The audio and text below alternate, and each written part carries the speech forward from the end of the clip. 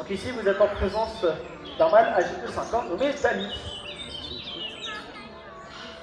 On va pouvoir accueillir notre second rapace. Elle va être un peu plus grosse que Dali, elle va avoir un parfait plumage pour se camoufler dans les arbres. Et elle va être originaire d'Afrique du Sud. Voici notre hippo grand-duc africain.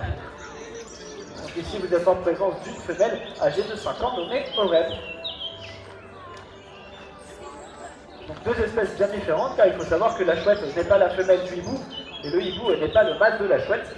Il existe donc bien des mâles et des femelles hibou, et des mâles et des femelles chouettes. Ah d'accord. Pour faire la différence entre ces deux espèces, il suffit de regarder leur tête. Si vous regardez notre hibou Oreb sur le perchoir au fond de l'esplanade, vous pouvez voir qu'elle a deux toupets de plumes sur la tête. Alors ce ne sont pas ses oreilles, ce sont des aigrettes, et elles servent à définir son humeur.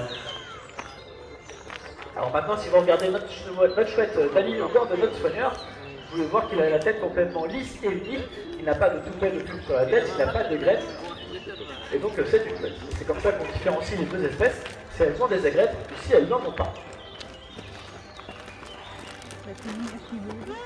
Donc des rapaces nocturnes, ils vont faire partie de la même famille quand même, ils vont chasser la nuit, pour cela ils vont avoir plusieurs caractéristiques. Tout d'abord, ils vont capter 50 fois plus de lumière que nous.